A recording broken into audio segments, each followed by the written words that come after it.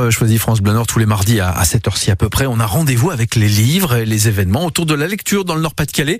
Et tout ça en double compagnie. À vos côtés, Juliette Delannoy, le spécialiste qui répond à notre grande question. Ben oui, la grande question, c'est que lire, que voir, où rencontrer les auteurs, les autrices. Eh bien, c'est avec Bob Garcia que l'on apprend où aller, que déguster côté lecture. Bonjour mon cher Bob Garcia. Bonjour tout le monde. Et puis là, effectivement, on a un beau salon, un des plus grands salons du Nord, qui va avoir lieu à Bondu.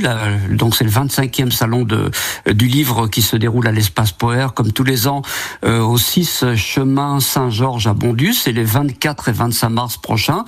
Quelques chiffres pour vous donner l'ampleur de l'événement. Il y a 200 auteurs qui sont attendus, 50 exposants qui sont des éditeurs ou des libraires.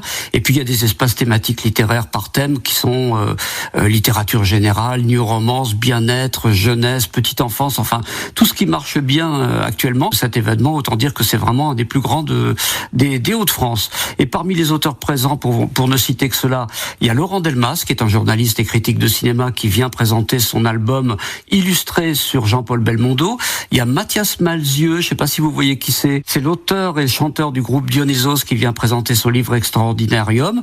Et puis lui, vous le connaissez aussi forcément, c'est Henri Lecomte, un tennisman, qui vient présenter Balneuve. Et puis, il y a aussi les auteurs de notre région et les autrices qui seront présents. L'idée aussi, c'est d'aller à leur rencontre, de discuter, de faire signer ces ouvrages. Oui, exactement, il y en a plein. Le tapis rouge est déroulé pour les auteurs du Nord, c'est la moindre des choses, c'est leur salon aussi. Et on a une chance, c'est que Amélie Antoine, dont on parle très souvent ici, sort son tout dernier ouvrage adulte, roman adulte, en exclusivité pour ce roman. Donc c'est vraiment l'occasion justement d'aller la rencontrer et discuter avec elle. Ça s'appelle Un enfant sans histoire et ça sort aux éditions Le Muscadier. En 2 mots, le pitch, c'est l'histoire d'un petit garçon qui a 5 ans, il s'appelle Vadim, il a été adopté par ses parents, il a un petit frère qui s'appelle Nathan.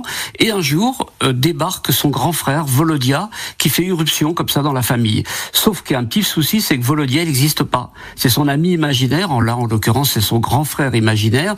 Et Vadim, il passe de plus en plus de temps avec ce Volodia imaginaire, il y fait de plus en plus référence. Sa vie semble soumise aux souhaits, voire aux exigences et à l'emprise de Volodia, qui devient vraiment très envahissant. L'angoisse monte comme ça au cours de ce récit qui fait 300 pages. On est en permanence sur le fil du rasoir avec le sentiment que tout peut basculer dans l'horreur à tout moment sans qu'on sache exactement pourquoi. Amélie Antoine, elle pose plus de questions qu'elle n'apporte de réponses sur les traumatismes de la petite enfance. Pour moi, c'est vraiment du grand art, c'est très réussi, c'est du niveau, je dirais, des meilleurs Stephen King, voilà. Ah ouais, mais carrément. Ouais, carrément. Ça s'appelle Un enfant sans histoire. Un enfant sans histoire d'Amélie Antoine aux éditions Muscadier. Franchement, ne le ratez pas celui-là. Et qui sera présente lors de ce 25e salon du livre de Bondu. Vous êtes notre ami en vrai, pas du tout imaginaire, mais en vrai, Bob Garcia pour les bons conseils lecture. Bob, écrivain, journaliste. Grand merci pour ces bonnes idées.